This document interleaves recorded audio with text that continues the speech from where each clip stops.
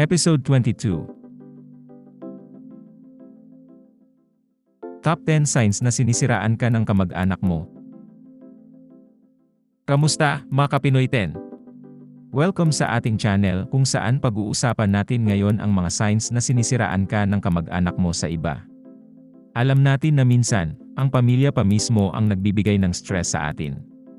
Pero huwag mag-alala, tutulungan ko kayong malaman ang mga signs na ito ng may konting tawa at good vibes. Ready na ba kayo? Tara, simulan na natin!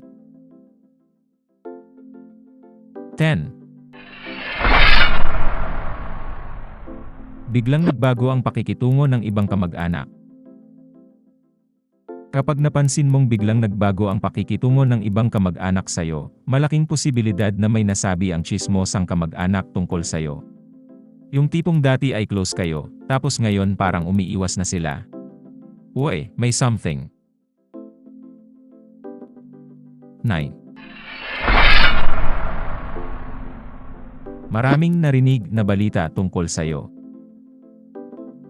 Kapag maraming nagsasabi sa'yo ng narinig ko na ganito ka daw, o may nagsabi na ginawa mo daw ito, malamang may kamag-anak kang tsismoso o tsismosa na nagpapakalat ng malisyosong balita. May broadcaster kang kamag-anak. 8. Pinagtatawanan ka sa mga family gatherings. Kung napapansin mong may mga tumatawa-tawa habang nag-uusap at paglapit mo ay biglang tatahimik, baka ikaw na ang pinag-uusapan nila.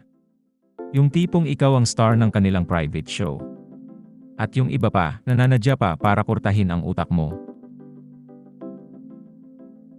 7. Ikaw ang huling nakakaalam ng balita. Kapag ikaw lagi ang huling nakakaalam ng mga importanteng balita sa pamilya, ibig sabihin, may pumipigil sa pagdating ng impormasyon sa'yo. At malamang, sinisiraan ka para mawalan ka ng koneksyon o hindi ka maka-attend. 6. May mga palihim na sulyap at bulungan. Kapag napapansin mong may mga nagbubulungan at sulyapan, habang nandyan ka, malamang pinag-uusapan ka nila. Classic sign yan ng pang-intriga. Minsan, may sariling pa-volume ang mga boses nila. The more napapalapit ka, the more na humihina ito. 5. Biglang nagiging defensive kapag natanong. Kapag biglang defensive ang kamag-anak mo kapag tinanong mo tungkol sa isang tsismis, malamang sila ang nagpakalat nito. Ha? Hindi ko sinabi yun ah. Defense mode activated. Huli ang dakilang inggitera at tsismosa. 4. Madalas kang pagtanggol ng iba. Kapag maraming tao ang dumedepensa sa'yo kahit hindi mo alam kung bakit, malamang may mga naririnig silang hindi maganda tungkol sa'yo at sinasabi nila sa'yo na hindi sila naniniwala doon. Mga guardian angel mo yan. Regaluhan mo sila ng kahit na pulburon sa Goldilocks sa Pasko. 3. Laging may side comment. Yung tipong may mga parinig na hindi naman diretso, pero halatang ikaw ang tinutukoy. Alam mo ba, may iba dyan na ganito. Medyo malabo pero ramdam mo na ikaw ang pinapatamaan. Hindi ka napapraning mihi. Sa'yo talaga patama yon. Diyos ko, maglulukohan pa ba tayo? 2. Hindi ka na imbitado sa mga events. Kapag bigla ka na lang hindi imbitado sa mga family events, malamang may negative feedback na sinasabi tungkol sa'yo. Yung tipong dati lagi kang kasama, tapos ngayon parang nakalimutan ka na nila. Dermatology ka. Okay lang yan, gumawa ka ng sarili mong event.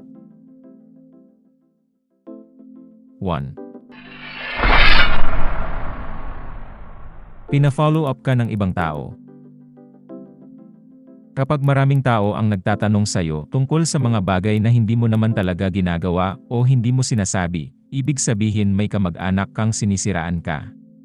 Totoo ba na ginawa mo to? Sabi kasi ni ganito. Pak! May dakila kang hitter na kadugo mo.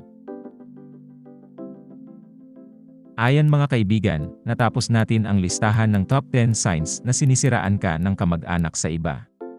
Tandaan, sa kabila ng lahat, importante ang communication at ang pag-alam kung sino ang tunay mong kakampi.